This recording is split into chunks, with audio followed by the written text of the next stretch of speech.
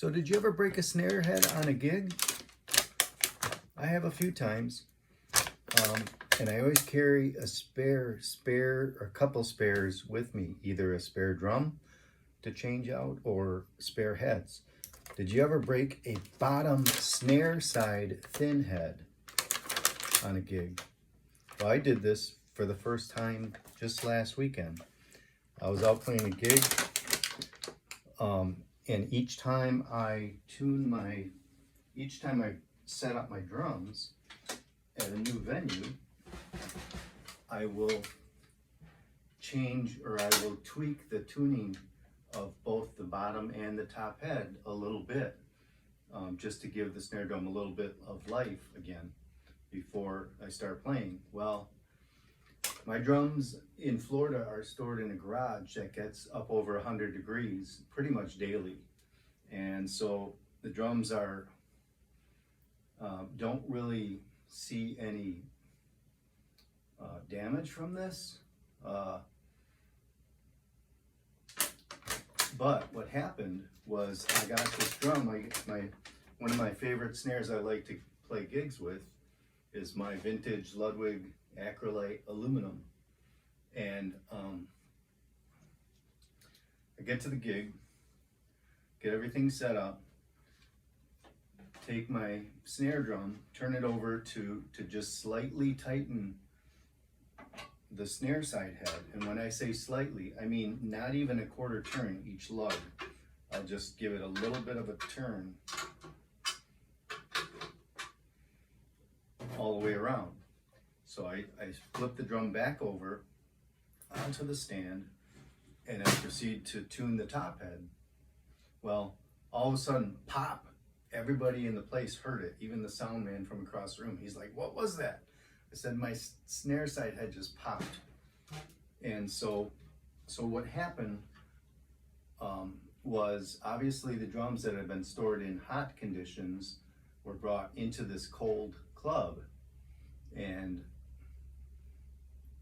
due to the shrinkage or expansion or both going on, probably with the shell of the drum being aluminum and other factors. I also like to play with my snare side heads very tight to get the sensitivity out of the snare drum and the personality. But anyways, I had to come up with a solution on the spot, because for a low volume type gig, I really don't worry too much about breaking heads. And so I did not have any backup heads with me, either batter, top side, or snare side. So what I did was I got to thinking, how can I solve this issue? The gig was too far away from my home to drive home and get one.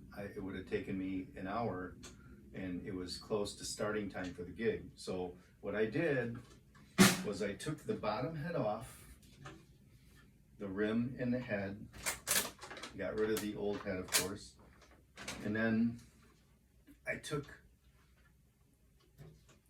the top head off also, and I put the top head, the batter head, onto the bottom of the drum.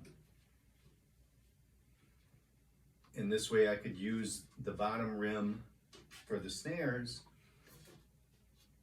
put the snares on as usual, and just play on the drum like this.